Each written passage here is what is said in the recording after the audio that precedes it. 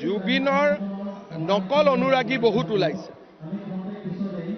যিসকলে জীৱনকালত জুবিনক অত্যন্ত কঠোৰ ভাষাৰে সমালোচনা কৰিছিলে। তেওঁলোকে জুবিনৰ অনুৰাগীৰ এটা ভাও লৈ অসমখনক অশান্তি কৰাৰ পৰিৱেশ এটা ৰচনা কৰিছিল। সেইকাৰণে বিজেপিয়ে জুবিনৰ গান ভাল পোৱা, জুবিনক ভাল পোৱা অনুৰাগীসকলক লৈ যে যিকোনো মূল্যৰ বিনিময়ত আমি অসমখনক অশান্ত কৰিব নিদিওঁ।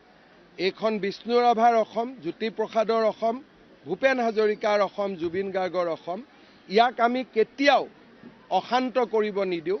এই শ্লোগানেৰে আজিৰ পৰা ৰাজপথত নামিছে।